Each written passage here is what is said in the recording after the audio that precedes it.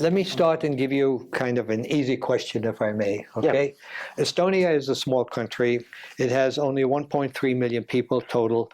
India has 1,000 people pretty much for every Estonian. But you're well above what you should be for that one. You're punching above your weight, digitally, etc. Why? How? What's your secret? The secret is that we have no oil, gas, gold, nothing. We have only very good education already historically. And I think that the second is that we know the price, how was to live without freedom. And I think we made the right decisions at the right time when Soviet Union collapsed in the beginning of 90s, that we must be the most innovative country and nation in the world, most efficient, most educated, and of course we invest heavily to protect our freedom. And the second principle, I think we agreed non-politically, but all the political parties are following that, was based on the experience what we had the end of 30s when we lost our independence, that we will fight back this time. So lots of investments for that, not only militarily but mentally. And the second is that we will never be alone again. And this is like very straightforward foreign policy what we have had. So we are secured by support of our friends, but also we are how to say, speaking loudly and putting the money putting your money where your mouth is. Where the mouth is to, you know, maybe even lead some topics which are global, not even based only to our region. Yeah. And that actually leads us directly to the next question, because in Europe, everyone is facing the imminent threat of Russia, and not only in Europe, and you have pledged to more than 5% of military spending as a share of GDP. So part of that will, of course, go into the Baltic defense line, potentially wetland restoration. How did you achieve the reprioritization of policy goals? And what are your messages to countries on public and private sector cooperation that way, also on cyber and AI defense? Actually, we are very practical in Estonia because we know Russia first. Second, we have been increasing our investments to defense already years. And also we have been building up the concept based on the total defense in society already decades. It means that everyone knows exactly what to do. There is a conscript system, all men serve, more women now. Also we have this defense league where most of us belong. And also it's a private and public cooperation. If you're talking about the cyber security, we have a cyber domain and also a cyber defense league where the private companies are listed voluntarily. They're part of our 24/7 approach. So this is, we need to use every resources, what we have, every person, everything. And this is one thing. And now as well, what we are building up is based on the experiences, what we see from Ukraine. And we were able, together with the Baltic states and Nordics and Poland, to change the NATO defense plans already 2 years ago during the NATO summit in Vilnius. And we know exactly these military capabilities, what we need to invest. And also we are following carefully the new level of developments on the technologies that Ukraine is using to protect itself. So this is the approach. And we know exactly, and we have calculated what we do need to first deter Russia, but also if Russia decides to come, we will be able to bring the defensive war very deep to Russia. And this is the approach. And finally, we need money for that. And of course, we can invest even like 20% of Estonian GDP. It's not good enough nominally. But happily, now we have the decision on NATO level, at least 5% for some years. But if you ask the question whether Estonian people are supporting this heavy increase of defense investments, so yeah, they ask 7 and 8%, but we need to run the country and understand where are the limits. So the 5 is okay.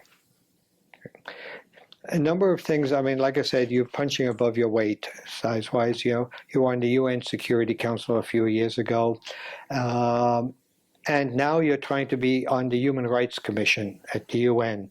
What is your potential agenda on that? In other words, you just don't run to be on the Human Rights Committee. You must have a vision. So what's your vision? Yes, of course, human rights are universal and we can talk about them. But of course, we have some like special skills, and this is about digitalization. This is about the online freedom, which we are leading Online Freedom Coalition right now.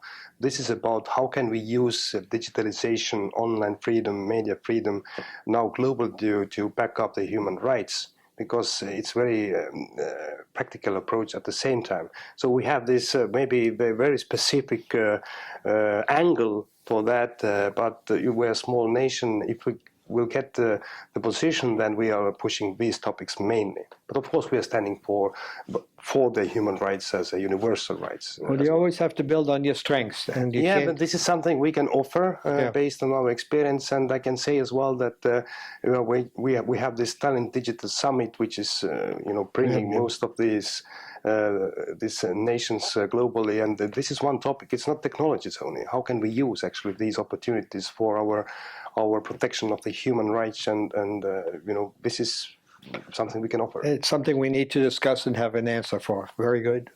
And of course, human rights is also connected to education about human rights, and digitization is connected to human rights. So this interconnectedness is of course something that Estonia is really good at in their education system. We've seen that across several dimensions in the recent PISA scores, in the top 10 best European nation. And of course the e-learning and e-education that Estonia is leading.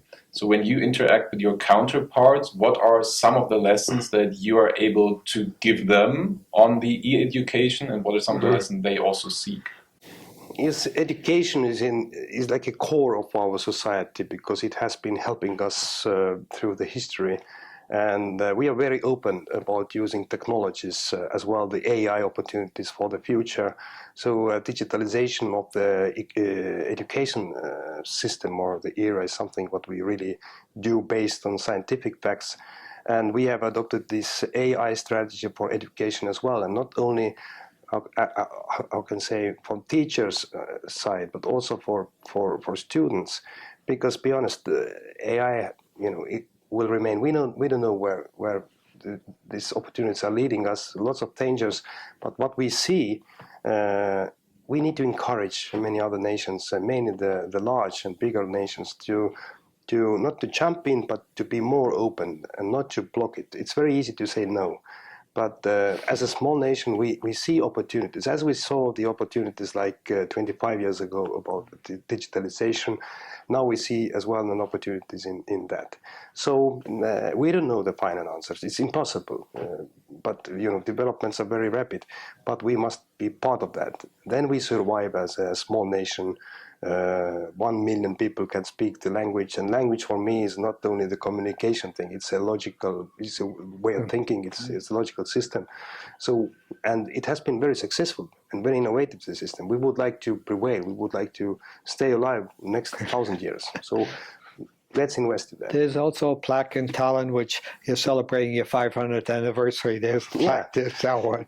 So, I was actually creating the political party, and the name is Estonia 200. Stupid name, nobody understands what does it mean. But it was created in the year of 2018, and people who gathered said that we want to celebrate Estonia 200. So that's a story, but it's a big secret. No one all over there. we have one more question which we're going to use in a different video. And next year, 2026 is 250th anniversary of the United States, the Declaration of Independence. What does that mean for you, your country? Does it have any meaning? It has a very big meaning, and the U.S. has of course, at the same time, practical cooperation, but also it's like the symbol of freedom. U.S. has been always the symbol of freedom, symbol of strength, symbol of democracy.